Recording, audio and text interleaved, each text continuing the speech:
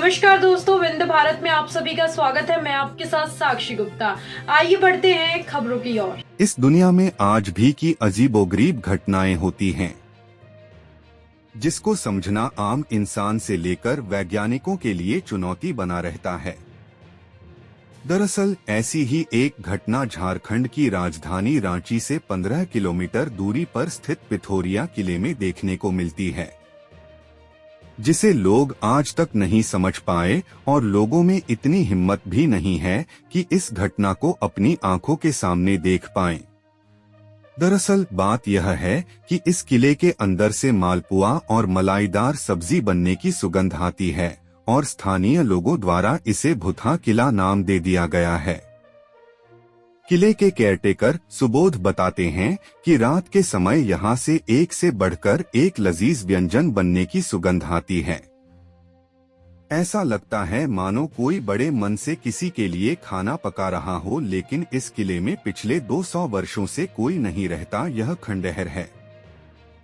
स्थानीय डर के मारे नहीं खोलते खिड़की। इसके किले के ठीक बगल में रहने वाली लता बताती हैं कि मुश्किल से 10 कदम की दूरी पर मेरा घर है और आज तकरीबन 25 साल पहले शादी के बाद यहाँ आई थी।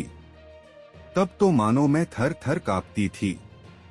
यहाँ से सब्जी और मालपुआ की इतनी तेज सुगंध आती है कि मानो कोई गर्मा गर्म अभी तल रहा हो, लेकिन किसी में इतनी हिम्मत नहीं होती कि वह खिड़की में खोलकर देख ले कि हो क्या रहा है, क्योंकि हम सभी को यहाँ पर दी गई श्राप जैसी चीजों के बारे में पता है। इसलिए कोई भी वहां जाने की हिम्मत नहीं जुटा पाता।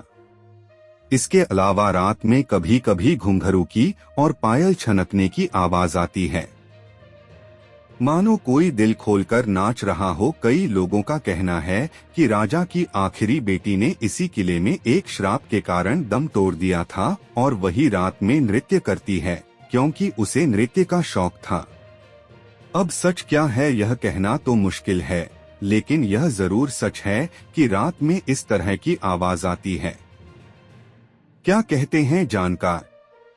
झारखंड के जाने वाले साहित्यकार मनोज करपदार बताते हैं कि दरअसल सन 1857 के विद्रोह के समय जब ठाकुर विश्वनाथ शाहदेव ने अंग्रेजी हुकूमत के अत्याचार के खिलाफ विद्रोह का बिगुल फूंका था, तब राजा जगतपाल सिंह ने अंग्रेजों का साथ दिया था।